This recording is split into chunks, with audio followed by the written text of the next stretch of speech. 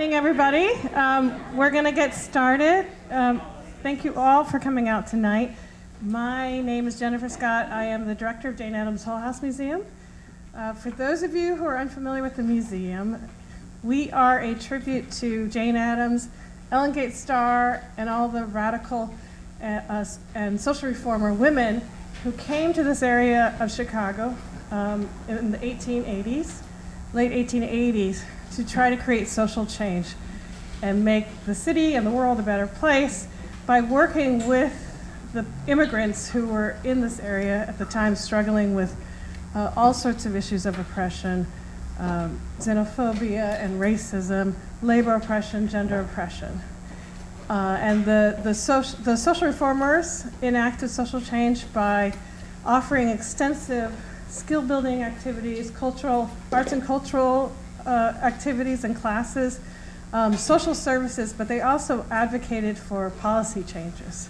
So everything that we do today at the museum connects this past of the social reformers of the progressive era to present-day social justice issues. And certainly school closures is one of those. So the program tonight is in conjunction with our current contemporary exhibition that some of you might have seen right before the program tonight next door, called Claiming Space, Creative Grounds, and Summer Freedom School. This exhibition is working with Hull-House has had the honor to bring together activists and educators and researchers and artists to take on the issue of school closures on the West Side. So Creative Grounds is an ensemble that's actually trying to track that information so that we can be informed citizenry, so we can make our choices and the best interventions into how to make a difference into navigating our education landscapes. We're also working with Sumner Elementary School, a school on the West Side that was designated for closure, but was spared because it was high performing. And if you went to the exhibition, you'll see a lot of their artwork exhibited, and their reimagining of how they see their world through wallpaper, working with a contemporary artist, Leah Gibson, to create and imagine a different place in their neighborhood. So I encourage you to see that. You have a few more months if you haven't already. This is part 2 of a series of conversations that we're having in conjunction with the exhibition on racial equity and education in Chicago's public schools. So the first one, how many of you came to the first one? Oh, good. We have a few repeat customers. Yay.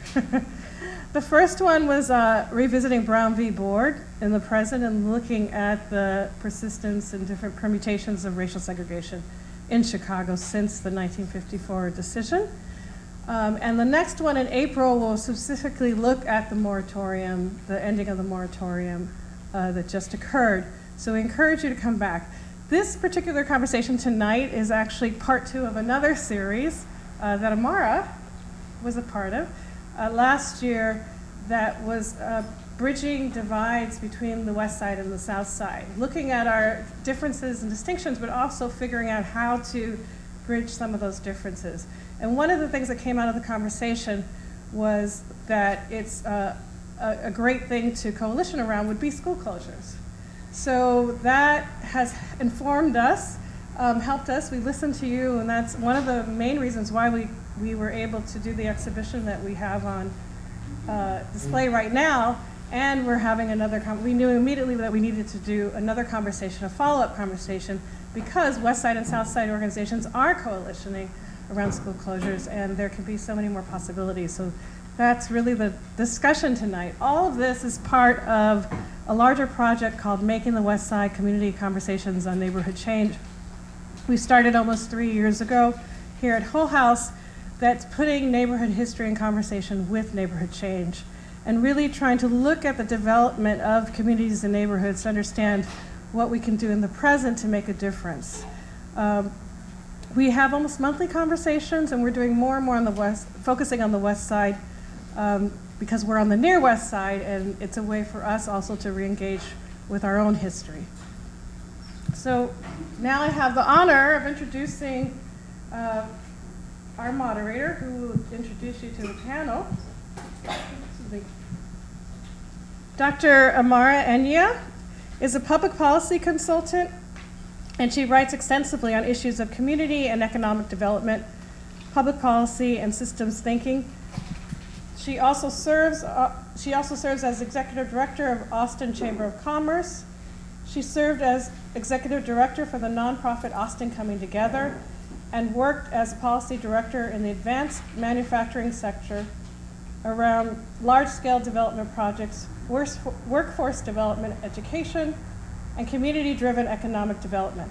Dr. Enya received a bachelor's degree in broadcast journalism, political science, and news editorial, a law degree in international law and development, a master's degree in education, and a PhD in education policy studies. Very credentialed.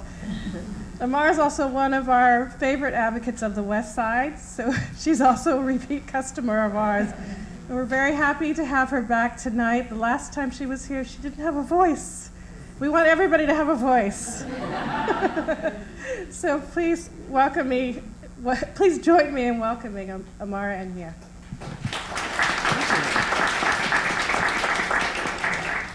So I'm very glad to be here. Thank you, Jennifer, for the introduction. Yes, the last time I was here, I could only participate using mimes and hand signals. So I'm glad to actually have a voice this time. And I'm even more excited to be able to introduce you to really an excellent panel of experts, people who have been doing this work, who have the kind of context that will help us have a better understanding of what's happening around education in Chicago, particularly on the South and West sides. And so what I want to do is just a little bit of housekeeping. You should have received a card. And I think Jennifer will help to facilitate the process of filling out those cards, to write your questions down, and they'll be collecting. You'll be collecting the cards throughout the program. So if you write them down, you can hand them, they'll be walking through the audience, so that we can incorporate some of your questions throughout the discussion. We'll start with some overview, some context to help you to understand what is happening in Chicago on the different sides of the city as it relates to the school closings.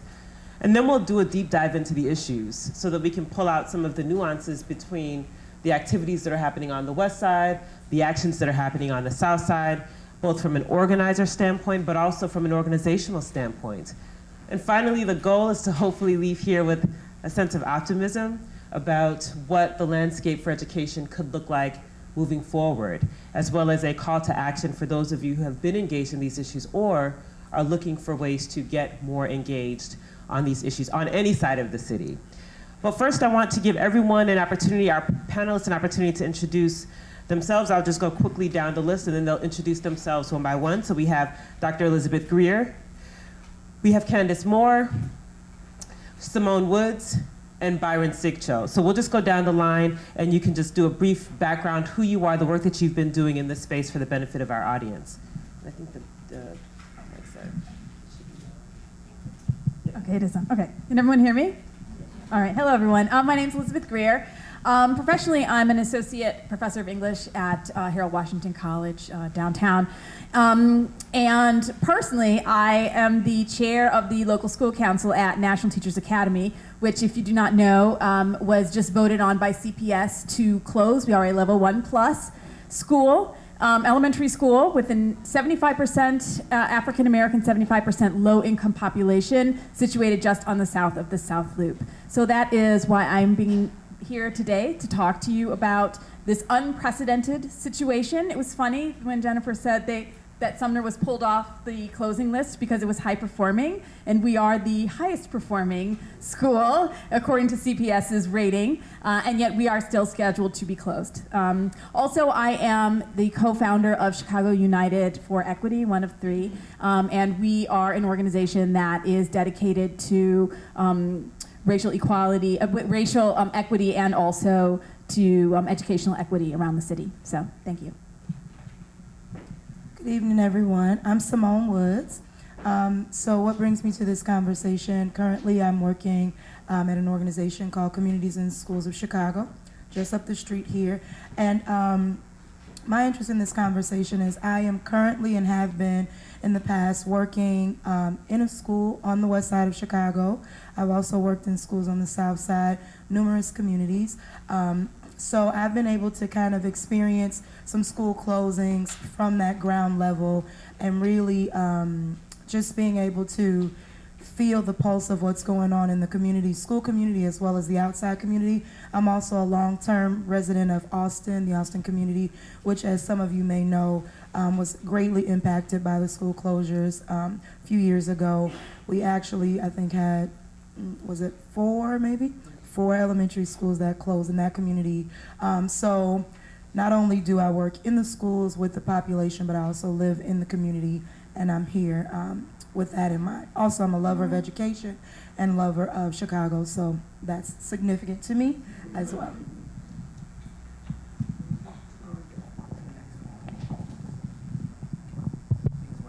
Well, good afternoon. This is an honor to be here with a great group of people. Omar also quite well for different fights. And it is, in my role, I'm an immigrant, and also I'm a resident of Pilsen. I live in Pilsen. How I ended up here, I guess, is I currently the director of the Pilsen Alliance, but back then I'm still now working a lot of schools from in the southwest side and the south side or west side as well, as a teacher, as an adult educator at UIC. So we've seen firsthand a lot of the impact that the decisions made by the unelected school board of education has taken. Gone to numerous hearings, and during the school closings that supposedly were 130 originally, ended up being 50. We fought very hard to keep our schools open. There were 2 schools in Pilsen, and grassroots organizing is really what kept those schools open, because even today we're still struggling with this issue of the displacement. 10,000 residents in Pilsen have left. 2,000 children have been displaced from our public schools. So this is displacement of massive proportions. So grassroots organizing is one of the things I'd like to talk to you about, and how I learned as a teacher and then became somewhat of an organizer. And it's great to be here to discuss about these issues. Hi everyone, my name is Kandice More. I'm a staff attorney with the Chicago Lawyers Committee for Civil Rights. Our organization, we're lawyers advocating for racial equity and economic opportunities. I work specifically on our education equity project. Throughout our work, we've done a lot of work across the city around discipline, but more recently, we've been working with communities around some of the school closings, particularly National Teachers Academy. We do our work through a lens that we call community lawyering. It's sort of this idea of, I think people's traditional notions of lawyers is that they sort of come in and try to be know-it-alls, but really challenging that paradigm and thinking about lawyers as supports and tools for community to use to advocate for the goals and the outcomes that they have decided. And so it's really important for us to do that work in coalition, following and working with the leadership of community to figure out the best strategy to move forward. So I feel like National Teachers Academy has been an incredible lesson learned for me in community lawyering, one in which I want to share on the panel, but also just really thinking about the landscape of school closings across the south and west side, and some strategic strategies that we as a community could be looking at in terms of trying to impact structures. Thank you so much for that introduction. For all of you, there's so much that you have to bring to this conversation that I'm hoping we can all learn from. I want to start with just getting right into this notion of organizing. So in 2013, for all of you here, CPS closed schools across the city. Many schools were affected, elementary schools, and a lot of organizing started then. We also had this year where, as you've heard with National Teachers Academy, for those of you who are also familiar with what happened in Inglewood with the proposal to shut down all of the high schools for a year, and then that was dialed back to a phase out of 3 of the high schools. And so there's a repetitiveness about how we're organizing or how we're forced to organize around education in our communities. And I think what would be helpful for understanding what coalition building would look like is first understanding what those initial organizing steps look like. When you were doing the work that you were doing as those first wave and even second wave of school closings were announced, what did your initial conversations look like with your peers, with the people that you started to build a relationship with to decide to act on what was happening at CPS. What's the beginning of that process like? And you can answer in any order that you want. Just feel free. I guess Jenna. I'm going to speak from the perspective of more so like a student perspective. So at the time of the school closings, I was actually working in a school that closed, not because of the actions that were taken, but because this school was slated to close anyway. But what I noticed at that time, being a part of that whole movement of school closure, was just the way in which the effects that it had throughout the whole school community. So we were in a shared space where our school was closing and the school that was with us in that building was being phased out. That was one of the decisions that was made. And just the attention that we had to pay to making sure that when our students entered that building, we were providing them with support and understanding, right? Because it's kind of difficult to be a learner in an environment where everything is being shaken up. So one day you have all of these relationships that you've built all the way from the administration down to your peers, and then the next day you know this is going to all go away for me. And some of those students have been there since the very first day that the school opened. So to be in a position now that it's like, what do I do? Where am I going to go? Who is going to be my resource? I've built this great alliance with, Mrs. Such and such, and now that's going to be taken away from me. What am I doing? So dealing with the emotions of that, of those actions, as well as just trying to foster an environment where we as the adults in the building had to be able to contain that as well. That's kind of, for me, what triggered it in my mind. Like, there has to be something done because our school was going to close because of funding issues anyway, but all of these other schools that are closing, sometimes schools that are very high performing, schools that have plenty of kids who have been there since kindergarten, now at 7th grade, now being displaced to another school in a community that is not their own. Like, what do we need to do in order to restore the safety, in essence, like there's security that is in school buildings. Kids feel safe and connected and tethered to that place, and then to be suddenly uprooted, that to me was very stirring. And same thing with the parents. That was for me, that was the start. So yeah, we'll leave it there. Yeah, when the first round, I think that for many of us, I think it made it real, how real the struggle was, because back then, just some years ago, we were working on the school board campaign. We were working on the mobilizing teachers, and we were working on different campaigns. I was at the time volunteering as a soccer coach in one of the schools, and what made it real is when the announcement happened that they were closing that school where I was working at, and just the overwhelming feeling of the parents and the teachers and the students and their uncertainty. So at the time, I remember we were doing workshops, and I remember we're talking about many things. We're talking about charter schools and the expansion, in particular about the United Neighborhood Organization that was at the time also running ads against the union and obviously attacking the leadership that was actually fighting back. So for us, it was made real when it was a direct attack on that community. So the first conversations I remember having is about local school councils, and going back to the local school council, going back to the parents who represent the president, the community reps, everybody in each council, so the two schools, and going to a lot of the hearings that happened afterward, right? So I think that not only make it real, but it made it personal. Because a lot of the times we see parents with their children late at night, crying, almost begging, right? And that is when that became very, very personal for me. Because it could be, at least for many of us, right, I think that can be you, that can be your family, that can be, and why are we begging for something that we should have in the first place? So I think that is when the fight became, at least in Pilsen and in other communities and we started connecting from the parents locally to the community organizations. Then I learned about the Pilsen Alliance because they were the first people who came and said, okay, what do you need, right? From mobilizing buses to talking to parents, And community organizing is a very difficult thing to do.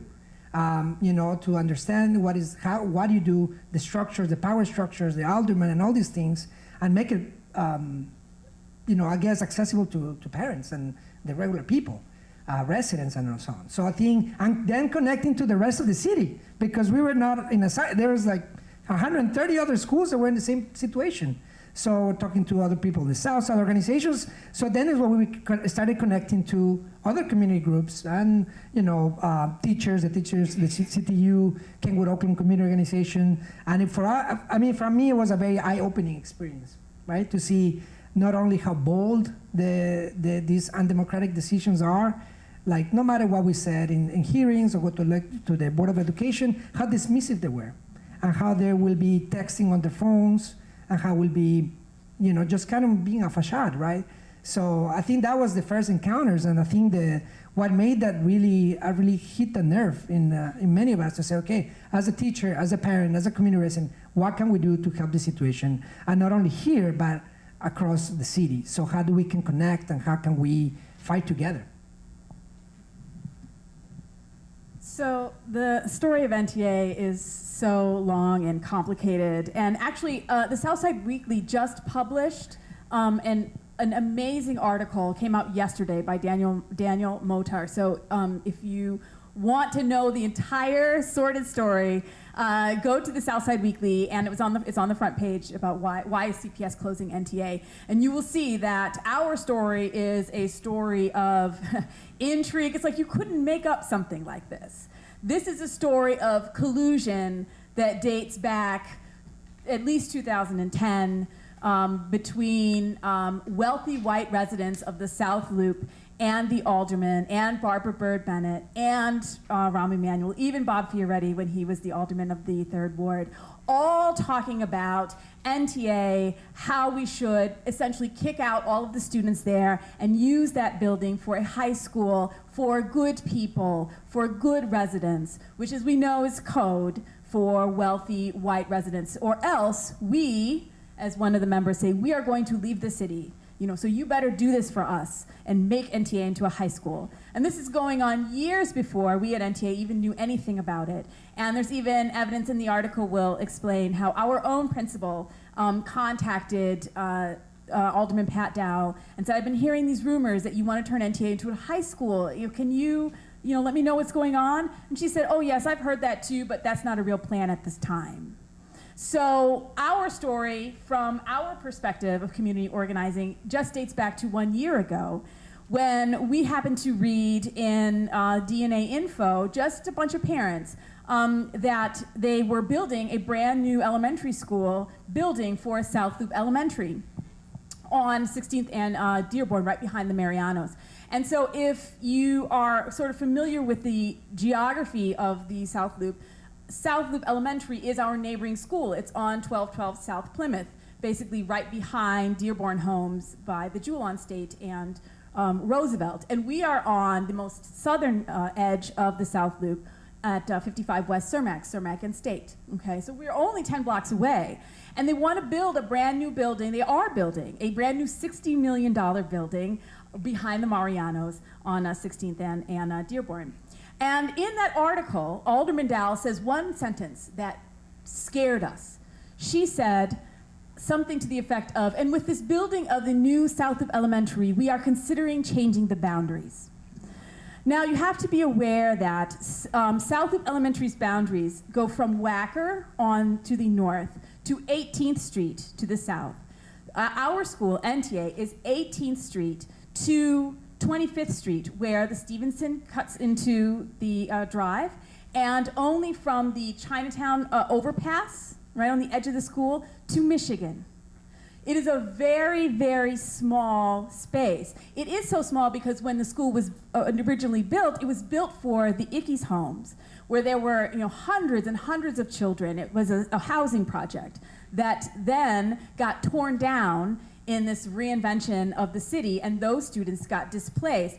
But they were promised that NTA would always be their home. So while geographically our current boundaries don't have a lot of children in it, our building is full of children because we are the home school for all of these students who were displaced from the Ickies.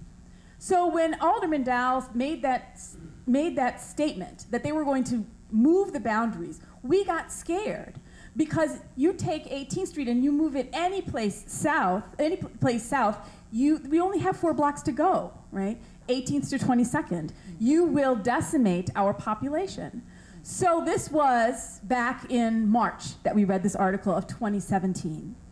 One of our members, family members, who is a resident of the 3rd Ward, called a meeting with her. And in this meeting, it was a bunch of us, we just showed up. It was very organic. Our story is incredibly organic because we're flying the plane as we're building it.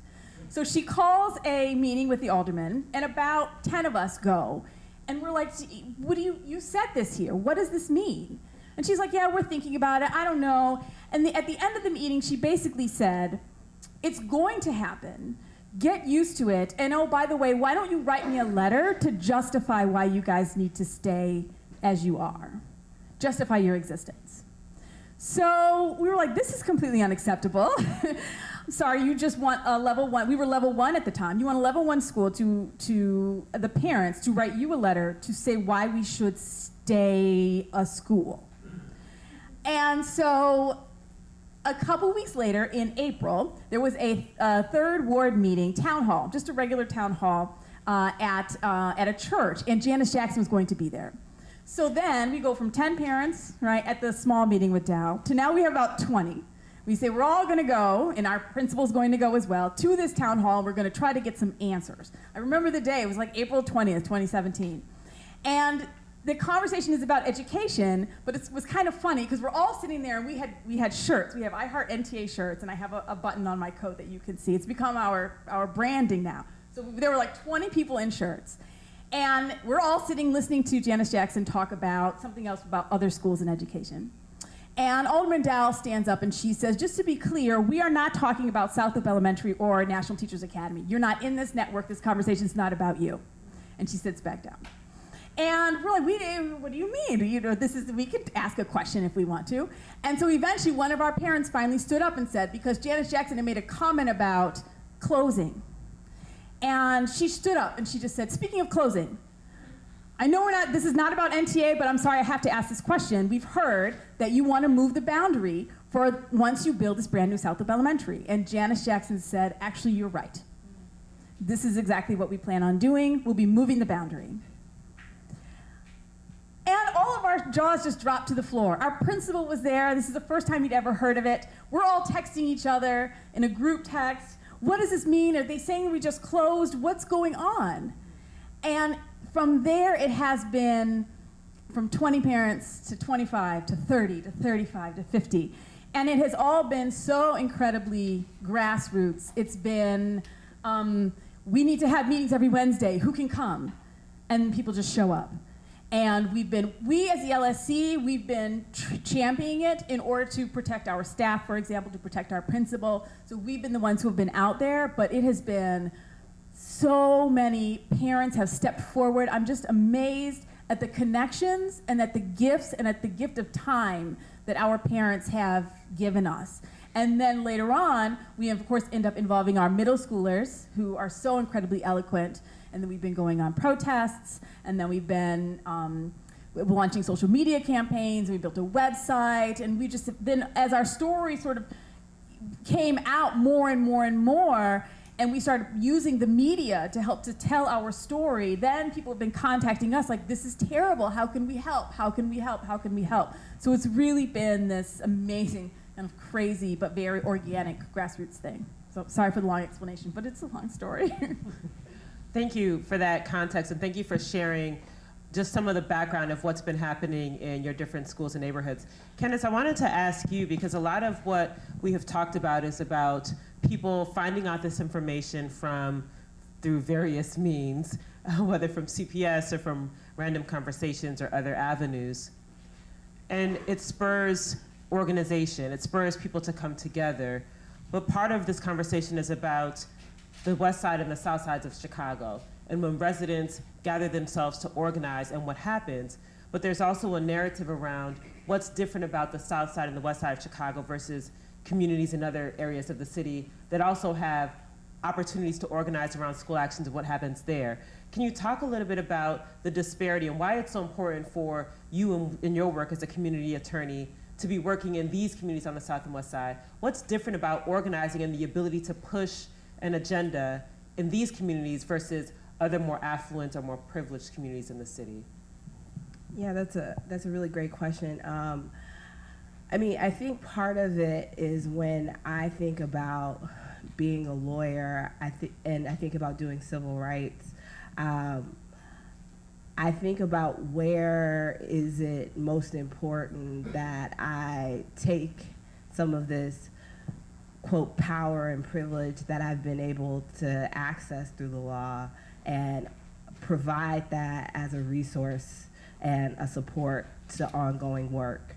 And what has been really empowering for me is the amount of power that is being built in communities that have been most impacted by this, and the effects that it's having on communities, and the ability to channel that into power makes it absolutely the reason why we need to be there among anywhere else. I mean, for me, when I think about my work, my job is not to save people. My job is to, I really believe a core value is empowering. And empowering means what can I do to help build power? What can I do to support the growth of power? And so for me as a lawyer coming in, it is about how can I be a partner in this work? What can I offer to what you all are talking about, to where you want to go? I'll use the example of National Teachers Academy. One of the reasons why I got connected to it is because that power and that narrative that Elizabeth is telling started to hit the media. And we were sort of in our shop sort of talking about, well, we're hearing a lot right now in this conversation about integration in schools and what is this looking like in the city. So for me, the first thing is let me go where people are at that are most impacted by this and just listen.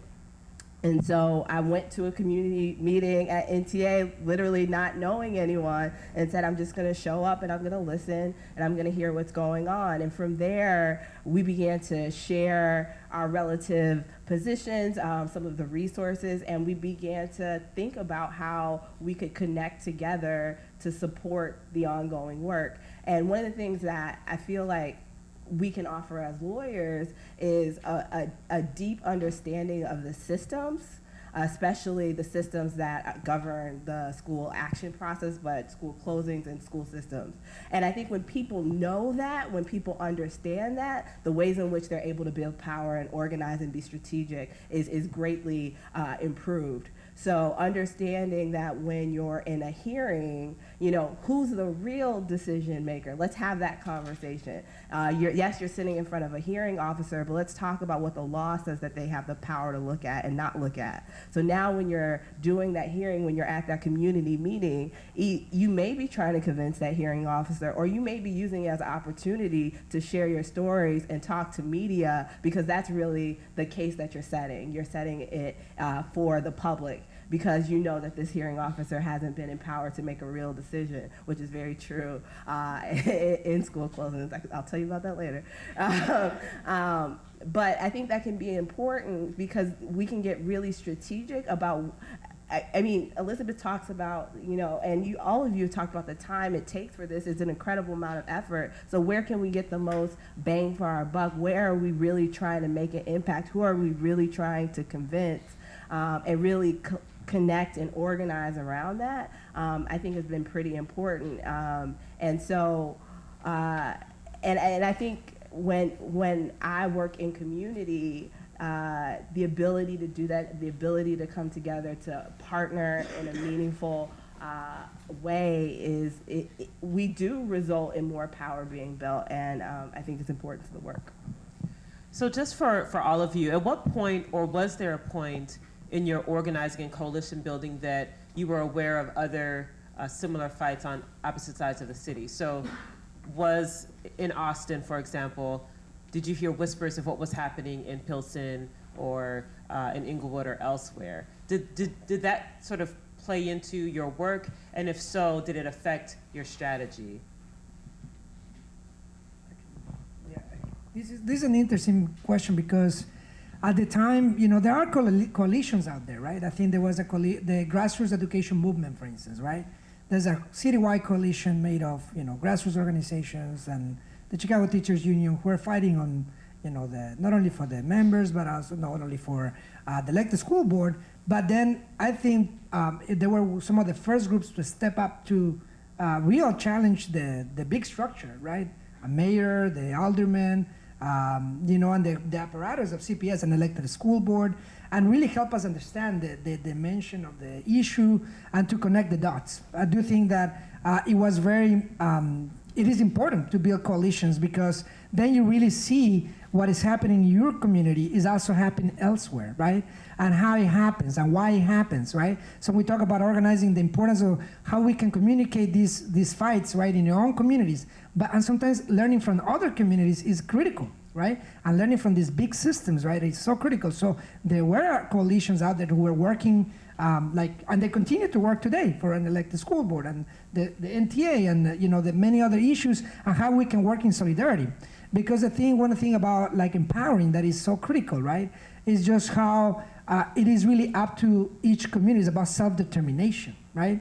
And it's not about anybody coming and saving us, but it's really saving ourselves. I mean, it's really about empowering the parents, the teachers, the students to come out. And this is a gradual process, right? So when the parents came in at first, they were just talking to the officers, right? And they're just showing up and just speaking and being themselves dismissed, right? I do think that created also that kind of energy to challenge these outrageous decisions, to know that at the time when they were closing the schools, the unelected school board were actually making credits to themselves, right? We have a banker who was making toxic swaps, right?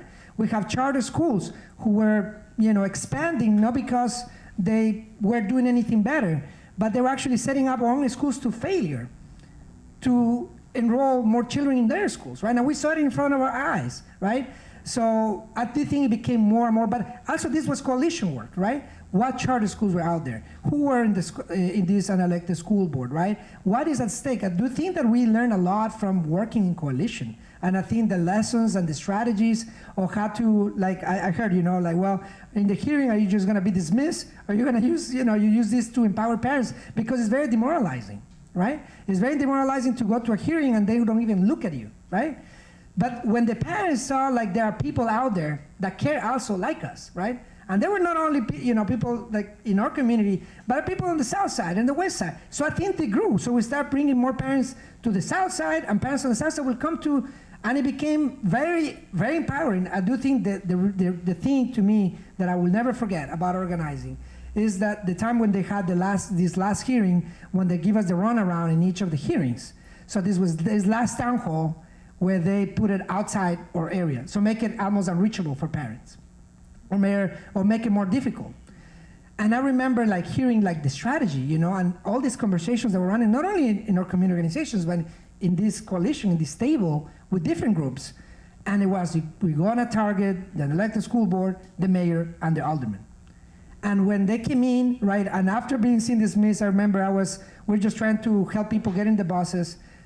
I couldn't even get in. It was so many people, I couldn't get in, right? I was one of the last ones. So when we saw, and we hear obviously the organizers were saying, when the alderman picks up the mic, you know, we're all gonna boo.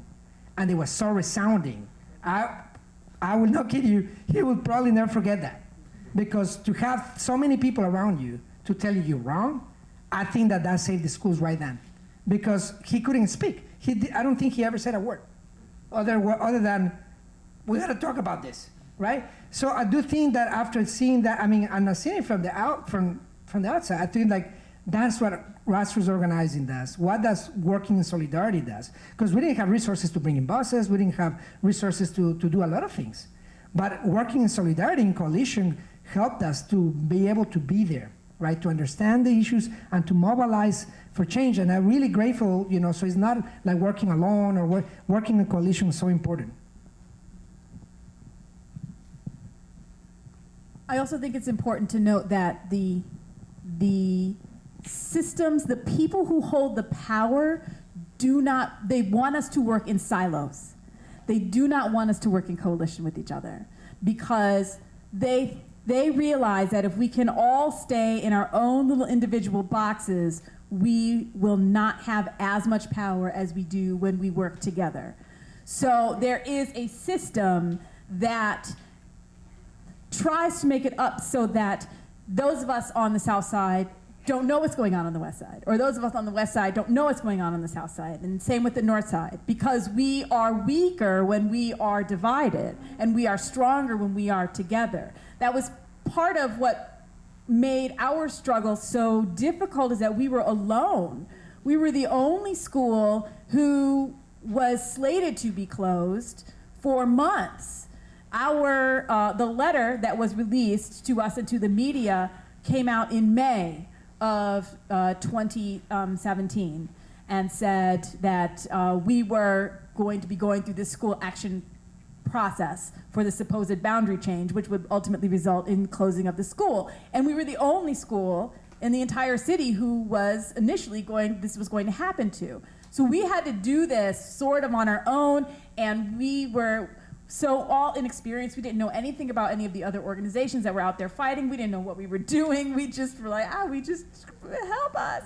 So we were just doing this all by ourselves. It wasn't until December, when they announced Englewood was also going to be closed, that we saw an opportunity to have allies, and that we partnered up with them. And then we reached out to them and said, let's fight together in this. And of course, the organizations that were working with Englewood were very well established organizations. GEM was part of that, and Journey for Justice. And so when we entered into a relationship with them, it was funny. I went to my first meeting with the organization, and I felt like I texted, some of my friends. I was like, I feel like we've joined the resistance. Like, we've made it. They let me in. I met some people from Bilson Alliance. It was just, and these were people who, this is what they do. And so you feel that energy, and so you feel like you are no longer alone. And ever since then, it's been all of us. And so it's been it's exhausting, but it's also very rejuvenating, and you realize how important community is in grassroots organizing. You cannot do it by yourself. And Simone, can you talk a little bit about the work that you're already doing in schools, and how engaging community, engaging those parents, getting them to, for the ones that were already active, but how do you reach those who are perhaps unaware of what's happening to their schools? How do you bring them into the fold? Well, parents are always a harder pull than the students. So really what you have to do is leverage the relationships that you have with the students. And one thing I'll say, like when I think back to the times in which when I was a part of school closings before, I remember the news was such a huge leveraging point for us, because it was, all of the things that were happening in Austin, but then you can also see on the news that this was happening in Inglewood and other communities like Austin, which then kind of like turned on light bulbs for parents, like, oh, wait a minute, something is not right about what's going on. These communities, that these actions, and I really, that word even just makes me feel some type of way in my soul, like the school actions that are happening, they feel so top down, but that's another story.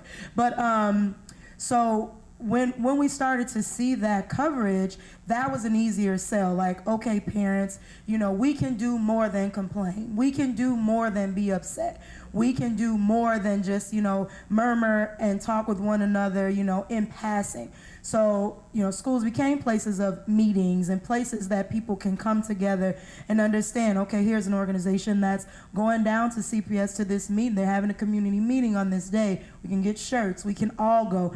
This organization is organizing a bus. How do we get that information out? So it became very relevant once it started to be more than just our school, more than just our community.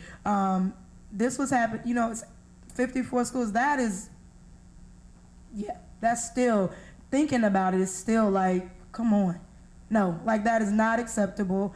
And how do we light the fire so people understand that you don't have to just take school action. You can also take action. So that was really how we got the motivation. Like, look, this is not just us. So it doesn't, like, as you were saying, we're not siloed. We're not alone here.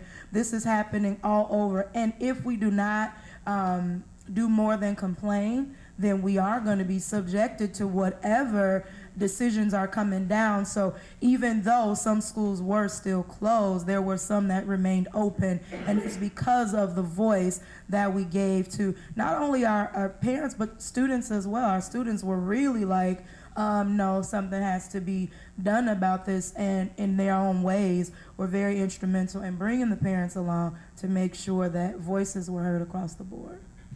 Definitely. So I wanted to sort of underscore before, we have a couple of questions from the audience. So again, if you have questions, you can write them down on the card and pass them to the gentleman over in the corner.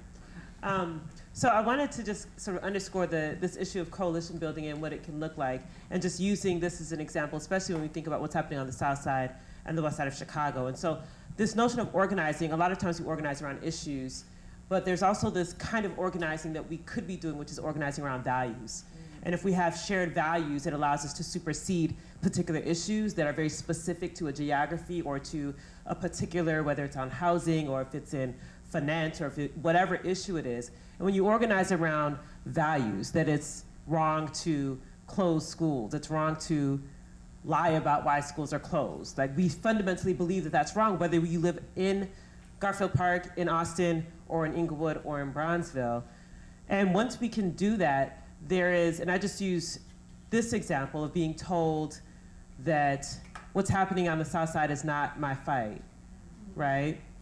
And if we internalize that, and this is from someone who is in a position of power within the city, then what it does is it allows us to allow what's happening there to happen there. But then when it happens in our neighborhood, what if everyone over on the South Side is saying, well, that's not our fight?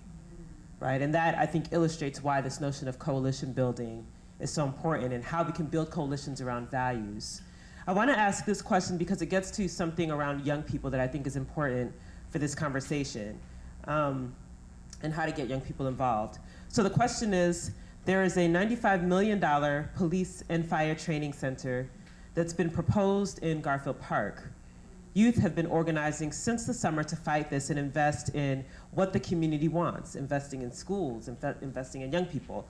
And that fight is called No Cop Academy. It is a hashtag. They have been very, very active on this issue. Primarily, youth have canvassed 500 community members, but what can coalition building and supporting the youth in this campaign look like? And I want to attach that also to your campaigns. What does it look like to support young people who have, by all accounts, been some of the most fearless advocates for their communities, but need some of that support for them to do what they're doing? What does that look like for each of you?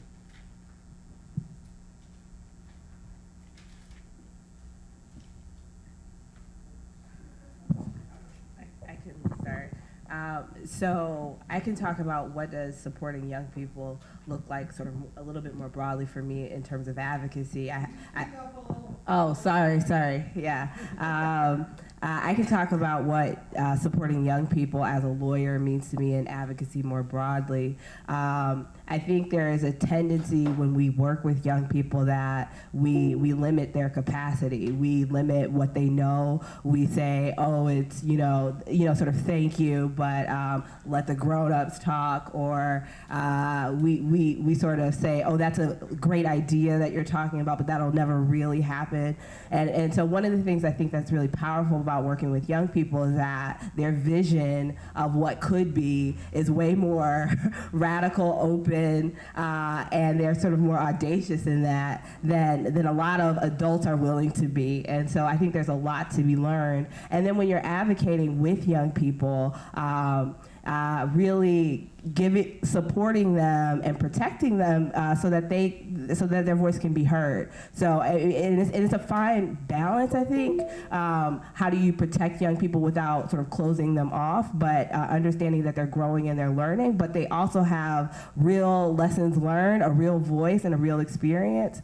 And so, and then how can you elevate that with the privilege and power that you have as an adult, right? How can you create spaces for young people to be heard? How can you lift up young people's voices in the room?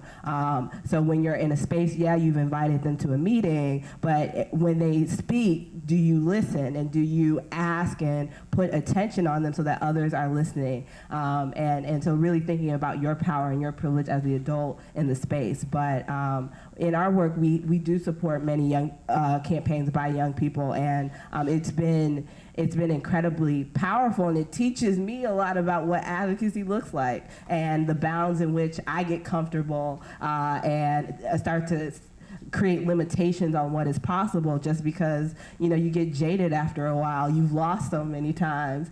You start to make small what you think is even possible, but young people can really push you to want and to ask for more.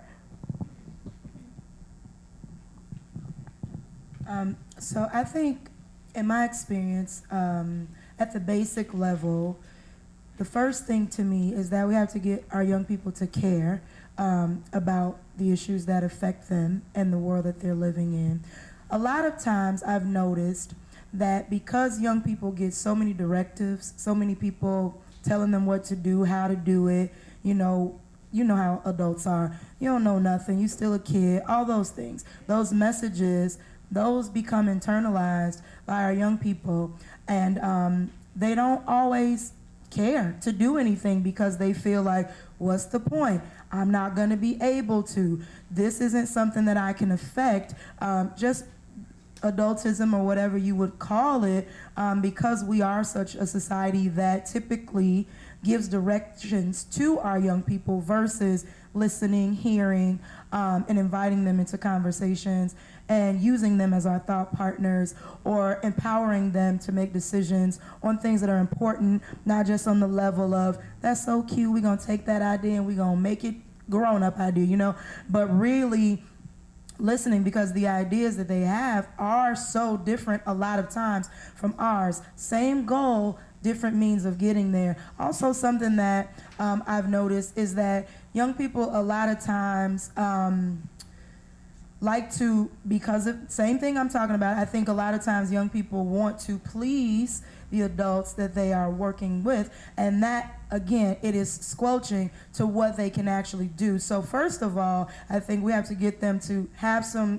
fire, okay, this is something that you don't like, this is something that you see as disparity or dysfunctional, let's talk about that, let me rev you up, okay, let me hear that, let me hear what you got going on in your head, let me, let's stir that thing, and then from there, we can empower them by listening. First of all, we need to let them know that these spaces are available for their voices to be heard, and not in this way where I'm gonna now translate your thoughts into something else, and now I can share it because, you may not say it eloquently. Who cares about that? That doesn't matter. So I think on our side as adults, we have to create the space and make it big enough for them to exist there, because sometimes we try to box young people in as if they don't know enough, but they know a lot and they feel a lot and they can do a lot. So for me, it is, getting that fire lit within them, making sure that they care about the thing, and then saying, all right, well, let's light it up then. What can we do with that? So And I just wanted to add something very quickly. That how difficult it is also to organize the youth, right? I think that's when I grown a lot, because most of my experience being always with parents or teachers, and not as much. And I think that is in today's time, during today's times, I think if we think about, the Laquan McDonald case, right? Where we think about there was only one alderman who voted no for the Knob Cup Academy, right? And the police brutality, and what happens in our schools, the constant, the school to prison pipeline. Where our young people go, especially in our Black and brown communities, what they go through on a daily basis. It is, and when we start really truly talking about transformative, and talk, what a day to talk about transformative, radical work, right? So an organization like the Pilsen Alliance, which is small, but is really talking about systemic change, talk about, how we deal with gentrification, how we deal with school cuts, how do we find accountability, how we push the envelope. Our young people have responded. The first people who have responded so overwhelmingly are our young people.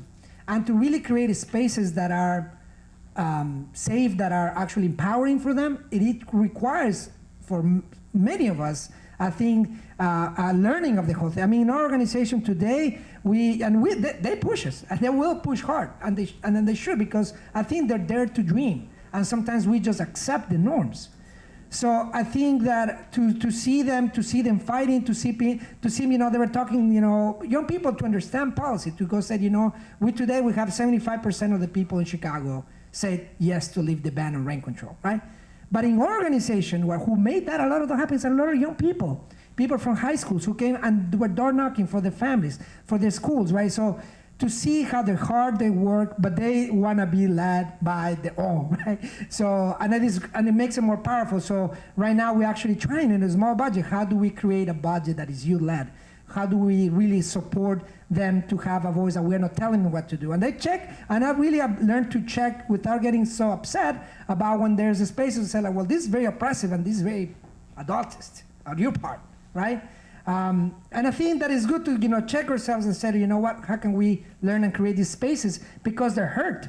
And when they're hurt, they are feeling the pressure, and what's happened next with like student debt. I mean, there's so many issues out there, and we owe to our youth these spaces and how we can humble ourselves to create them. I think that's a question that we grapple constantly, and we got to work hard, I think, and support each other, Oftentimes, we see a lot of organizations and to collaborate. Hey, I heard about this opportunity for young people. Hey, how to work in solidarity really can help us unite our young people, So now we have in the Pilsen Alliance, I was very proud to see not only Pilsen Alliance talking about the issues in our community, because we do still have violence, but also talking, teaming up with the Asada's daughters and said, okay, how do we address this as a group, as a coalition? And then see Asada's daughters taking on ICE. There was an action, with our young people went, and they were, advocating for undocumented young people. How powerful that is. And this happens in youth-led spaces, and I think that at the extent that we learn to do this work, we'll see more and more, the walkouts and so on.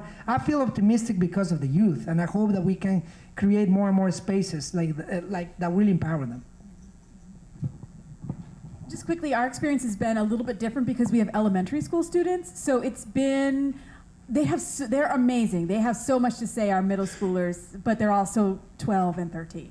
So a lot of what we've done for them is to create the work within the structure to make it okay for them to do a walkout, or to go to City Hall, or to go down to the board in the middle of the school day. So we get permission slips. We have chaperones. And I've never done it because the thought of having to chaperone 20 8th graders on the Red Line downtown and back terrifies me. But that's what some of our parents have been doing. So that's the way we support our kids, because they've got so much to say. And we sign them up to speak at the Board of Ed, unelected school board, which again is another a process that is completely undemocratic, and it does not allow for all voices.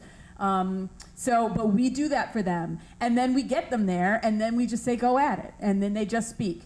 So when you're dealing with elementary school students, we have to do more within the structure to keep them safe. But once you do that and you get out of the way and let them speak, it's incredibly powerful.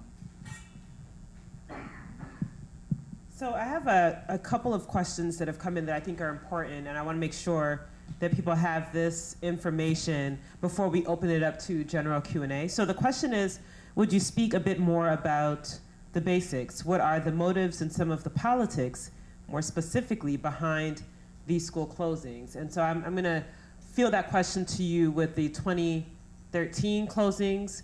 For those of us who are involved, the reason changed every other day, but we'll talk about that. And then the ones from this past year that just happened. So can you speak about the specifics, the politics behind the school closings? I'll speak a little bit about what the alleged problem was, and people can add in about some of the politics around that. But one of the big issues is that Chicago has shifting populations, right? And there have been a lot of policies that have contributed to moving people, displacing people, kicking people out outright. And so populations have changed. Also, just over time, populations have changed. You know, some areas that were much more dense are not as dense anymore. And so you do have a reality of schools that used to be sort of bursting at the seams with students, now having a lot less students, but sort of add a layer of introducing choice into the mix. And so now you're creating avenues for students to move from what would have been their neighborhood schools. And so you're actually creating some systems that are leading to further underutilization of schools. And then the other big area that was talked about for school closings is underperformance, the combination of underutilization and underperformance. And again, you have lots of policies and practices that were created and that really made it really impossible for schools to succeed under those conditions. If you don't have the funding, if you have a high transient population of students in your area, you have lots of other issues going on, whether it's community violence, community health issues, all of those things are going to be a recipe for disaster for your school. And so what happened, especially around the 50 school closings, was this snapshot of schools and saying, all of a sudden, we have to take some drastic action because of finances, because of all of these things. We have all of these underutilized schools, all of these underperforming schools. We have no idea how they got that way. But we have to do something about it, and this is the thing that we're gonna do. We're gonna close. And originally on the list was, it was well over 50 schools. I think at one point I saw something like 300 schools were identified, and then they began to narrow down. The challenge with that is that the conversation about how we got that way and the ownership around that is not a part of that conversation. It's a snapshot of the problem and then this sort of sense of this is the solution and this is the solution that we know will work best for our city, and we're gonna move forward with such a heavy hand without really consulting community, without having a deeper conversation about whether there are any other options that are more equitable, that support communities.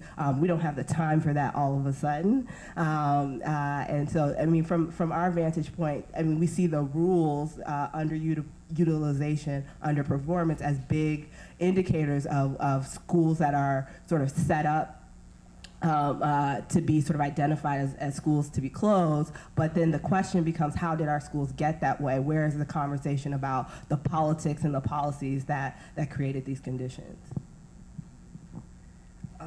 I think it is important to see and track the power dynamics and the money, right? And if you look at the decisions of an elected school board, right? A banker who was giving his bank money on toxic swaps that cost our schools millions of dollars. I mean, this is not. Or there was another board of a board member who was selling furniture to the schools, furniture that they were not needed. That was benefiting her own company, but just excusing themselves from voting and thinking that was okay. I mean, millions of dollars being drained from our public schools. Charter schools, and I like to give examples because I think that really give us a sense of how wrong these decisions are. The United Neighborhood Organization that now had changed their name because they're so awful, right? And how the outrageous things that they were able to do. By the way, the former CEO of that charter network Rahm Emanuel's campaign last time around. I mean, these are people, and I don't recall any even principal who has the time to run a mayoral campaign and being principal at the same time. And we are talking about a CEO who was running 16 schools. Incredible. And the outrageous things that happened obviously after that, right? I think it's about construction deals, right? About how they were expanding, they were building new schools while they were closing others. They were and how these contracts happened. So these people were actually contracting themselves. So we have VPs and other employees who were contracting for windows. So all of a sudden, the nice windows that all these schools have, it started making a lot of sense. Because many of us said, well, why do they have so many windows, right? So, and then we start seeing, the atrocities that go, and money is spent now directly in politics, right? These groups financing particular politicians and particular decisions and mobilizing people. I tell you a story. When we, and this is 2012, 2011, when this group was extremely influential, not only in school, and I don't know how they became educators all of a sudden, but this group, there was a very political group that was, a Hispanic Democratic organization, somehow they actually followed charter school to benefit the politics and expand, because as one of the executives says, this was about loyalty, about, expanding their schools and having more power. And the terrible cost that meant for us kids. These schools didn't have, in the schools that they were targeting mainly brown children, they did not have bilingual teachers.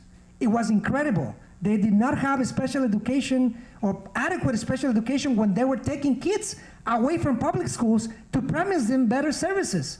This is criminal. What this group did is criminal, right?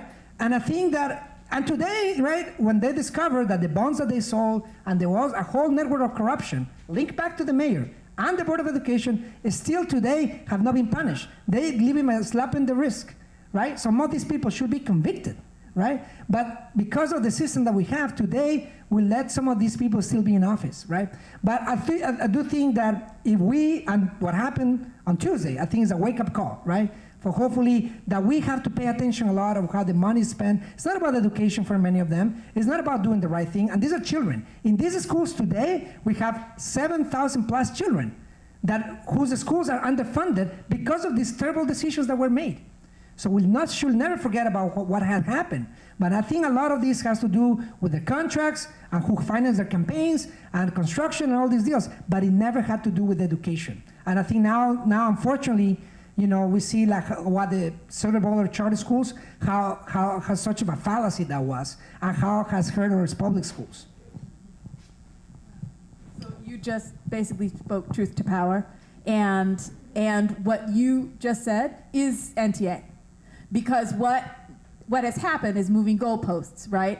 These previous reasons why we closed the school for under enrollment and for underperformance is not the reason why we're closing NTA. There's actually not a reason why we're closing NTA except corruption, except that someone had a private meeting with the mayor and said, we need a high school. And, oh, by the way, our zoned high school of Phillips is too black and too poor for us to send our children to. We're not gonna do it. So build us our own school or we're gonna leave the city. And so that's what's happening here. So that is how we got here, is through backroom deals, is through a law that has no teeth, right? And is through just general corruption, an unelected school board and a mayor who has all of the power. There's a lot in what was said. So I hope that you're processing all of this and have a better understanding of the depth of the politics that go into the decisions that people make and what it means for communities who have to respond to those various levels.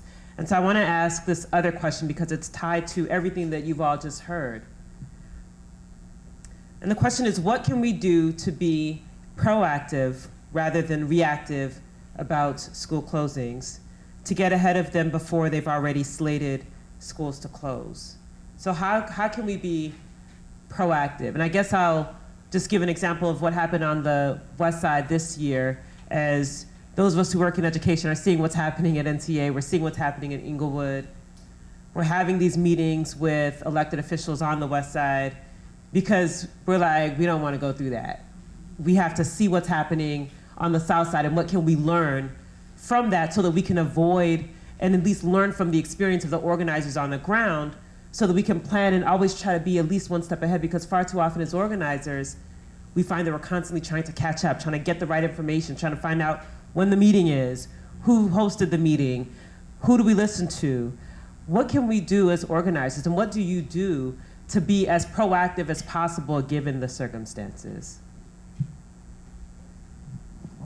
I had an initial response, but I'm not an organizer. So, but just thinking about what happened and really analyzing what we're looking at. So one of the things about the 49 school closings of 2013 is that they categorically took off high schools. And so immediately my fear and my worry is that after the moratorium, we're going to be talking about high schools in a much more aggressive way. So it wasn't that high schools were less or were more utilized, that they were more well performing. They just categorically took it off. And so we still have high schools that are underutilized, underperforming. So if there's ever going to be a push again, I think that it would be targeted towards high schools. The other thing about, and I wanted to say this earlier, the other thing about when you work in coalition, I think it pushes you to think about solutions at a higher level beyond just saving your individual interest or your individual school in this case.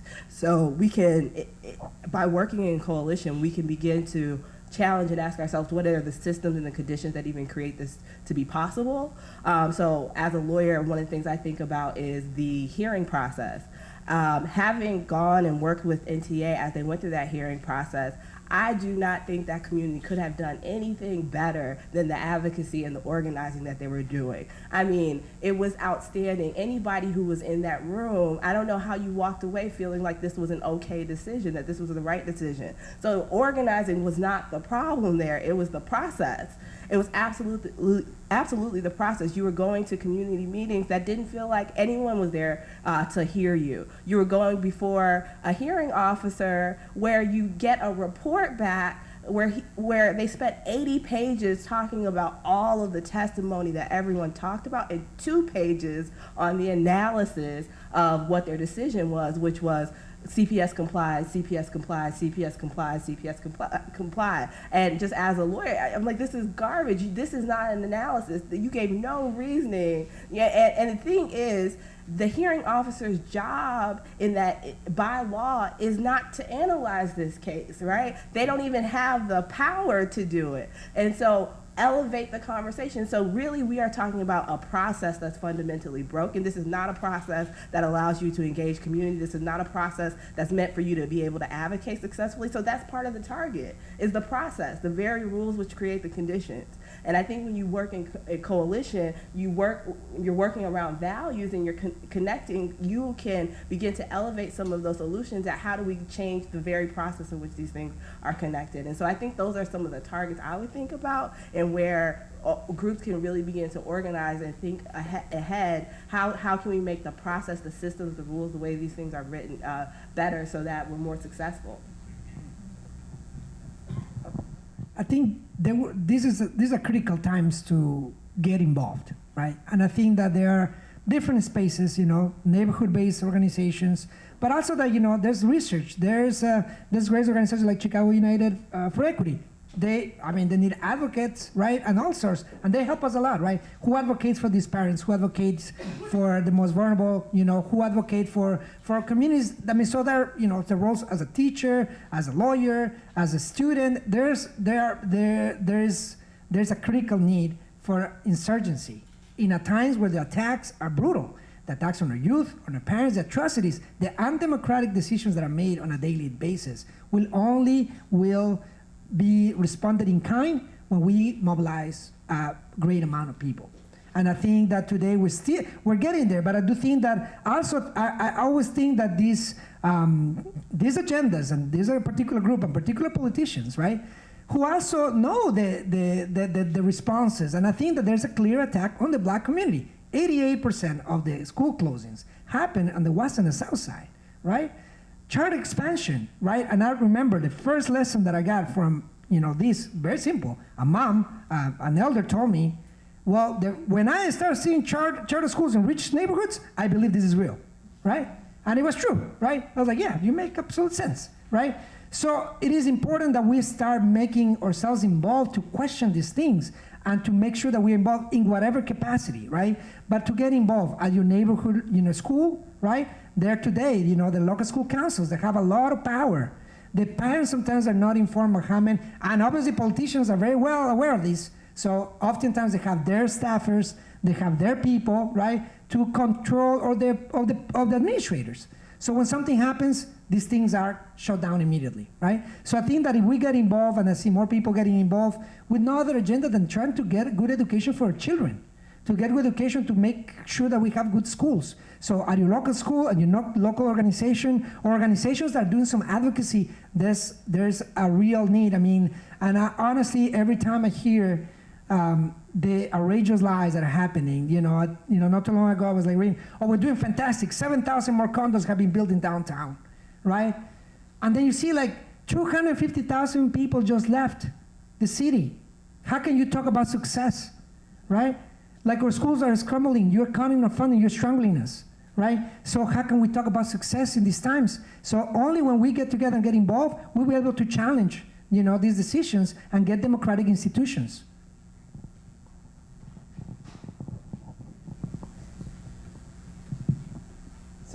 So this question's a little political. It's actually for Byron. I guess it's for me too, but I'll let you answer the question. So it says, 2 of you ran for office in 2014. How would things be different today had you both won?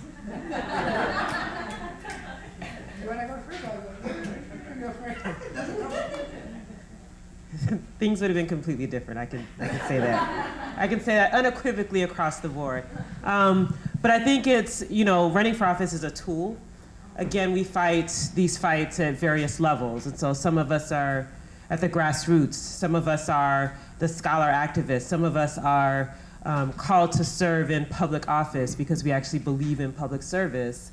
And so running for office is just a mechanism, because when you're doing this organizing work, you run up against these walls so often and spend so much time trying to convince people to have the values that you have.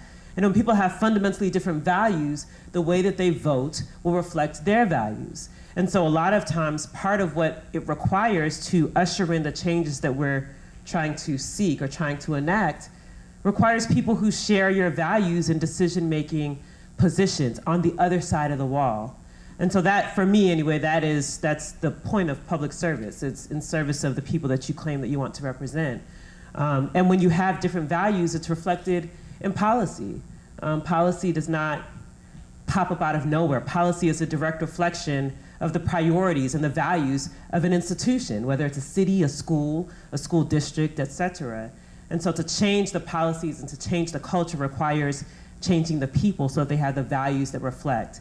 And so you can imagine what the city would be like with someone who actually valued public education, who valued communities equally, who valued this notion of equity in education. What kind of city would we live in? To me, that vision is what would encourage someone like me, who's very much more a grassroots organizer, to actually run for office. So Byron, I don't know if you have a... And I think that is, I do think, and in honesty, right, I do think that the grassroots is so important. I do feel that back then, I didn't know a lot of, in fact, that's why I think we're only 70 votes away from maybe challenging a runoff, because it was so critical. But I do think that I did not know a lot of things that, because of the grassroots work that we're doing, I'm more aware, more rooted, more connected now. With that said, I do think that electoral politics is also important. I do think, as an organizer, I feel very fortunate to be able to be connected to the community and serve in one capacity. I do feel that that's rewarding.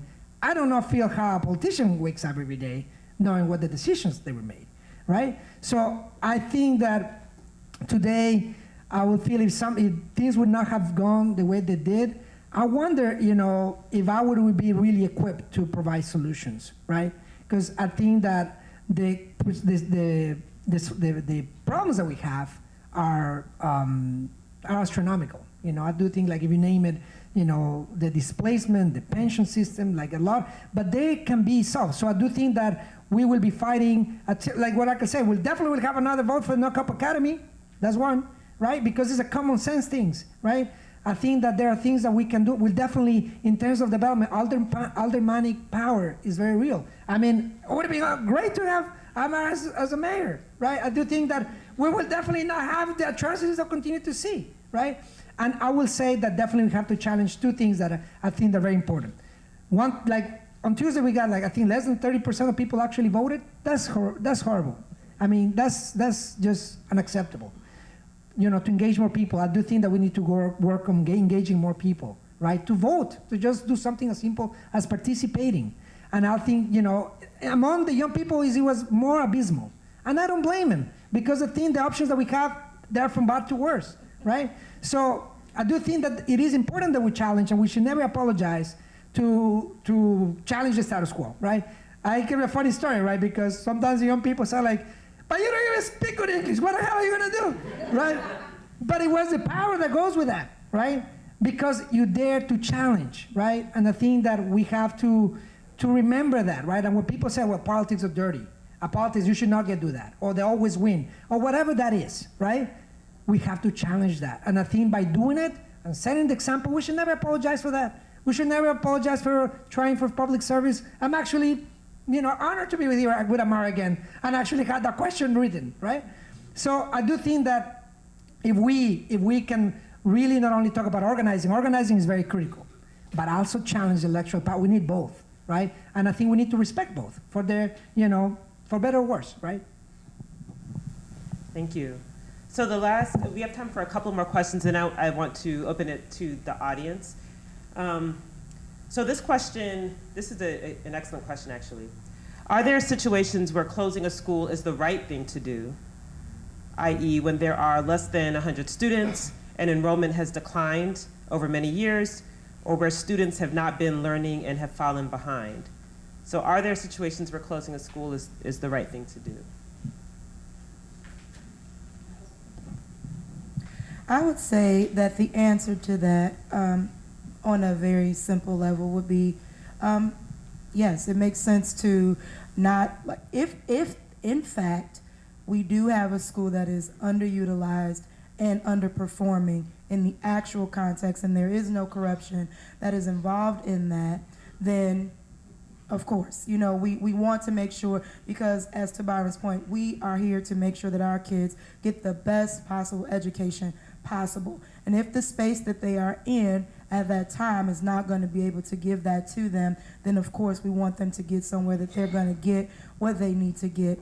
However, if that is the case, there is a right way to do things. So if a school has to close for these reasons that were listed on this question, then there's a way to make that a process that is not a process that does not feel like a consequence, if that makes sense. So we want to, this is about providing opportunities for our children to thrive. So we don't want, if in fact the school is very underutilized and the kids are not getting the education that is fit for them, and that school has to close, we want to make sure that when that occurs, that our students don't leave out of that school feeling like someone just, messed over them.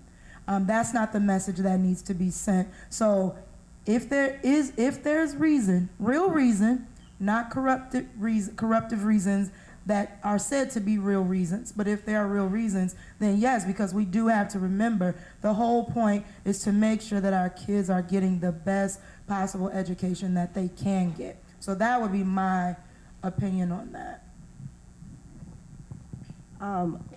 One thing that pops up to me is who gets to make that decision and how is that decision made, right? So the answer could be yes, but who gets to come to yes, and how do we come to yes? And to the point that you were making about corruption, that's really the heart of the issue, is that these decisions are made on communities. The communities don't feel included. How they're made are in isolation, without consideration of how we came to this problem, without deeper ideas for solutions. So closing a school can be one option. It is not the only option when you're dealing with underutilization and low performance. And are the other options even put on the table? Who gets to be included in that conversation? When you come up with the idea, who do you check with? Who owns the school, right? Asking those critical questions to me are so important if the answer is going to be yes, right? And unfortunately, we don't do that. That is not the process that we have. We don't include people in that process, or we don't include the people that are most impacted by the decisions in that process. And that's where, I don't care what the answer is, we get it wrong every time because we didn't we didn't deal with those questions first. So the last question for all of you is, what is the ask if groups or coalitions organize around values rather than events? What is the ask?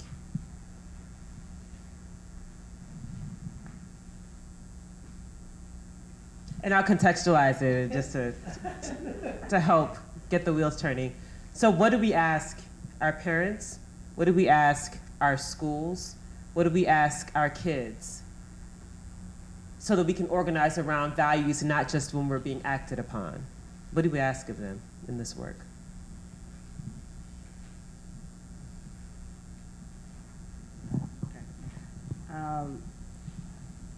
I think one question to ask or to get to is, what do we want to build? What do we want to see?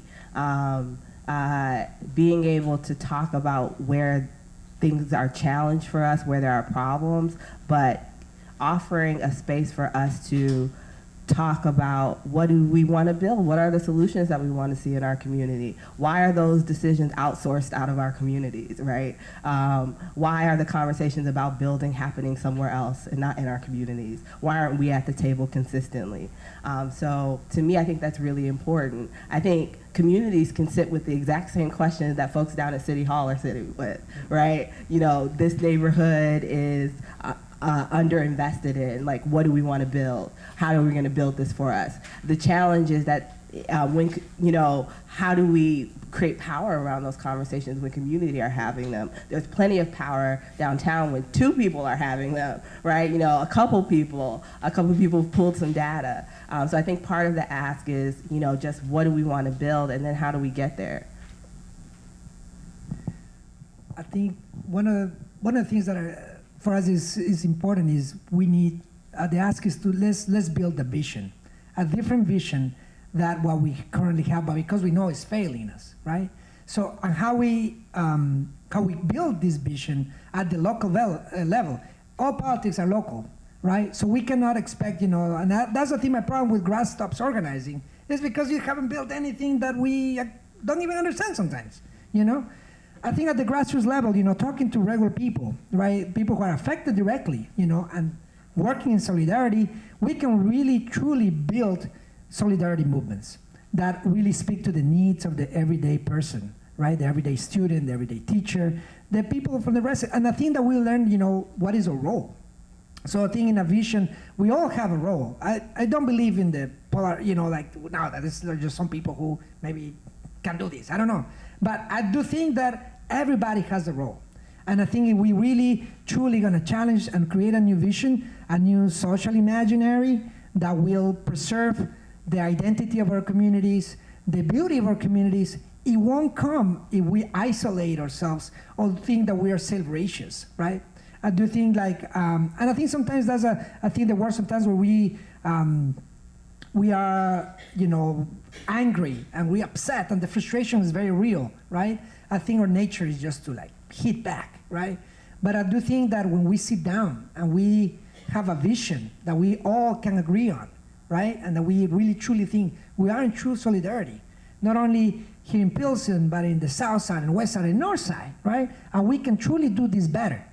I think that we will bring optimism. We will bring real hope, right? Not as a cliche phrase, right? Not as like a slogan, but something real, something people can say, yes, this is gonna work because it's built with us. So if it's not with us, it's not gonna be about us, right? So I do think the ask is for different people, when we have someone has privilege, let's check our privilege to see how we sit to this table, right? And sometimes we're impatient, right? Because these are processes that take time. We haven't got here overnight, right? So it's gonna take time, and we have to be patient of how things move. And sometimes it's not easy, and sometimes we say, okay, well, I'm tired now.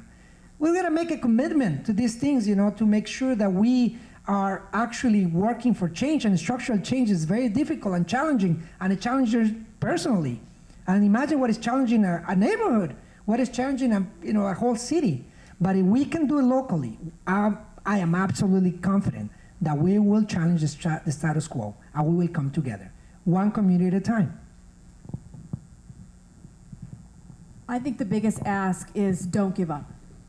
I think in particular, if you are a native of Chicago, like I am, you sometimes feel as though this is the way Chicago works, right? Chicago works.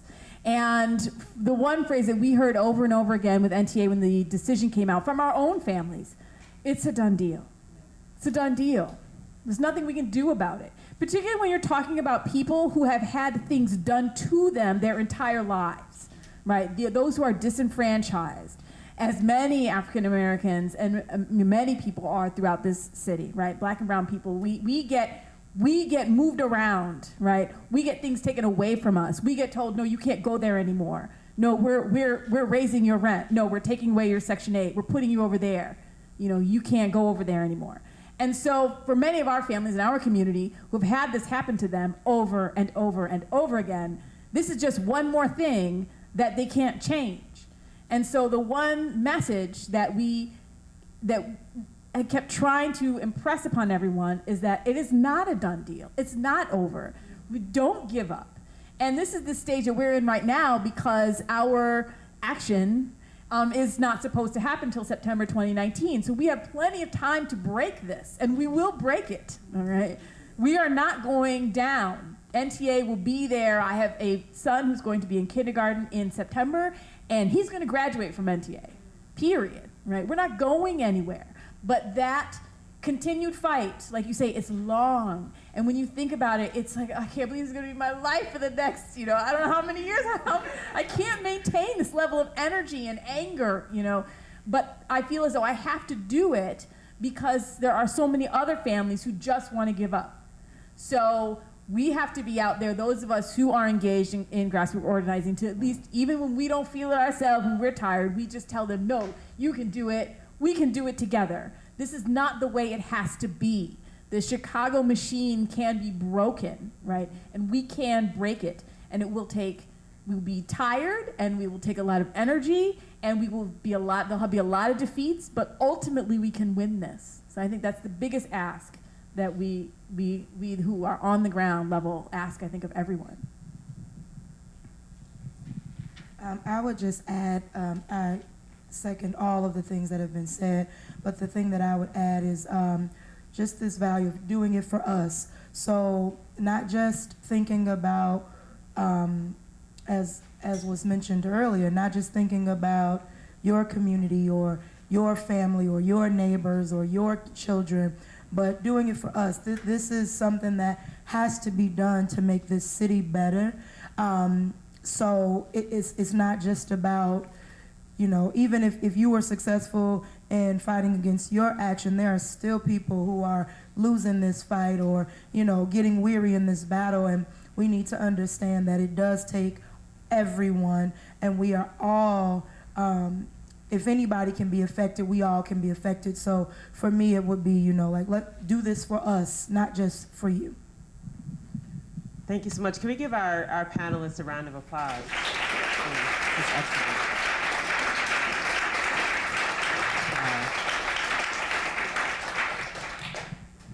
We have time for a couple of questions from the audience before we break. So I think Jennifer will facilitate that process. So if you have a burning question, we have time for a couple.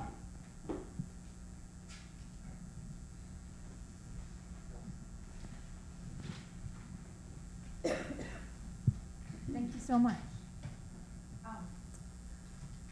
If you could have a dream coalition, maybe you could vision for us a bit what a dream coalition, who would be on your team for a greater Chicago coalition to affect these changes?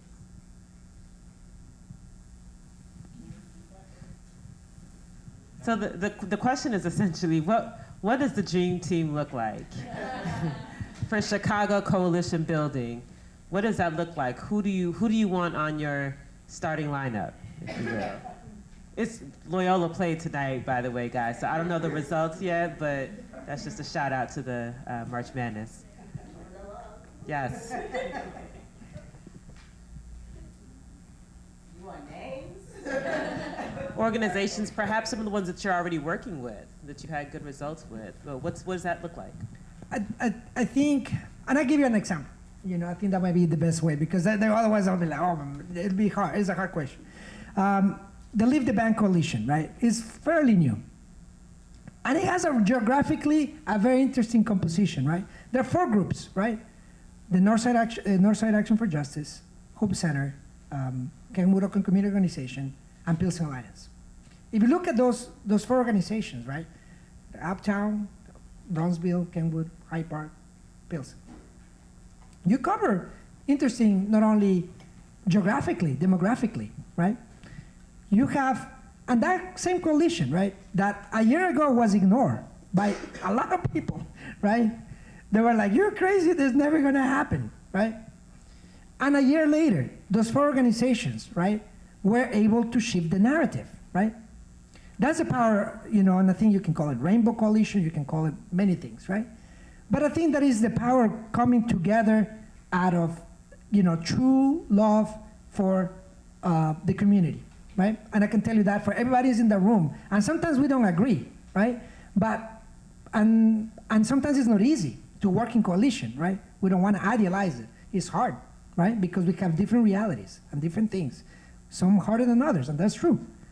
But I do think that we could never question, the passion and love for the work, right? That we all come there, and if anybody has that, I think we should never reject anybody. And oftentimes I see that, and it's sad, right? Everybody should be welcome to join the fight at every capacity. There's no little thing that is too little or not too big, it's too big. Every little action takes a big thing, and I'm very proud because on Tuesday there was 75% of people say, yes, that makes sense, right? In the tower, people say, like, this looks kind of crazy, right? I do think that that's the kind of coalition that can move us forward, right? And I think that we still have a lot of work to do. To me, to be here in this panel is very personal because we cannot take away the fact that there are 50 schools yet. I mean, there's some optimism, right? But there's a commitment, I think, also that goes along with that. Because 50 schools, they were closed, and there were 4 more that are still fighting today. So making that commitment, right? To say, you know what, no one more, right? And I think that if we can bring the coalition, it starts like in groups like this, right? Where do I plug in, right? There's a struggle right now that needs help, right? Let's do it. Let's get committed. Let's get this coalition going. Other questions, or one other question? Hello? Oh, sorry. This question might be a little too reactive, but we were just wondering where, in the schools that close, where do the students go? So the question is, for the schools that have closed, where do the students go? Where do they end up?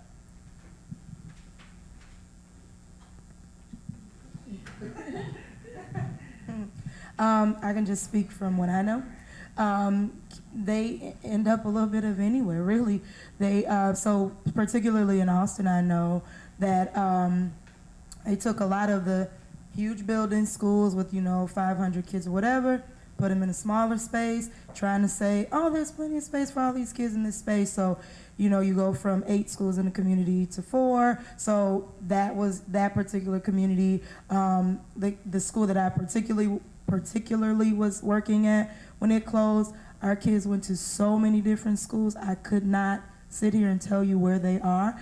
And that work to get them, because here's the thing too, that I don't know if is expressed enough. When you have, especially for high school, I can speak for that because that's where I work primarily. There are neighborhood schools, so within your boundaries, you have a spot in that neighborhood school because that is for you. If you do, a lot of times, families don't always feel so positively about the neighborhood school, which means that it is that family's struggle, fight, action, whatever you want to call it, to get their children into a school that is not that neighborhood school. Because they don't, there are some perceptions that are saying, oh no, you can't go there, that's not the way it goes. But then you have to then say, what school has space for my child to go to? Especially once they reach a certain grade level. In high school, you can probably get into another school in 9th grade, but once you start matriculating, they're like, we have, let's say 9th grade has 10 spaces available for new students, 10th grade may have 5 spaces, 11th grade may have 1 space, seniors, no spaces, but with an exception, if you're our neighborhood boundary, we have to take you, those sorts of things. So kids can really, they can be going anywhere. One thing I wanted to add is that, so by law, when they close a school, they're supposed to designate a school that's higher performing for the students to go to. And there's research to support that when students do leave and go to higher performing schools, they can have better outcomes. The challenge, though, is that research says significantly higher performing, and that doesn't always happen at all. And so sometimes we're talking about schools that were level 3, and a higher performing school is just, the step above. It's not a significantly higher performing. And then just because performance works for, we also have to think about equity in that and what students' needs are and the differing needs of students. And so a lot of times where students end up, a question about whether they're actually better off than their low-performing, underutilized school is a question of equity, a question of what they need in order to be successful. And a lot of students are dealing with the trauma of closing, right? Being told that your school wasn't good enough, that you weren't, who's in a school? Kids are in a school, you're not performing, right? And do we ever deal with that? Do we provide the supports around that? And so, absolutely right. A lot of kids don't go to the welcoming school that's designated, and sometimes they go to other places. Some parents get totally fed up and they actually leave neighborhoods because they feel like this is just step one to continue disinvestment. So that's a big question, but the answer is absolutely everywhere. But there are designated schools, but whether they go there or not is a different question. I just recently read an article. There are few thousand students who are actually missing from that they actually don't know where they are. So whether their families moved out of state or moved out to the suburbs, we just don't know. The system has lost so many students, but during that transition, they just lost track of a few thousand students. Also, I want to speak really quickly to, in our particular situation, NTA was a receiving school for another school, Price, where we received 60 middle schoolers. And it is not only detrimental, of course, to students who are being displaced, but also to the receiving school. And this was before my time there, but our principal, this was his first year there as a principal on top of it. As a result of it was so problematic. Our school rating actually dropped to a level 3 because this integration plan to get the students integrated into one school, it doesn't work. It does not work. And so it is incredibly detrimental, not only to the students who are being displaced, but then also the students who are in the current receiving school. And there's culture clashes, and there's neighborhood boundaries that have to be crossed, and sometimes, when you're talking about high schools, you got gang situations going on. It's a terrible situation. And it is not at all in anyone's best interest to do things this way. The very last thing is that for NTA's situation, we are being converted into a high school because, as I mentioned, and Janice Jackson has told us that Phillips Academy on Pershing and King Drive is not a viable option for families in the South Loop. So you can interpret that as you would like. But also know that for the now they are being phased out, but originally the 4 Englewood high schools that were going to be closed, guess what their receiving school was? Phillips.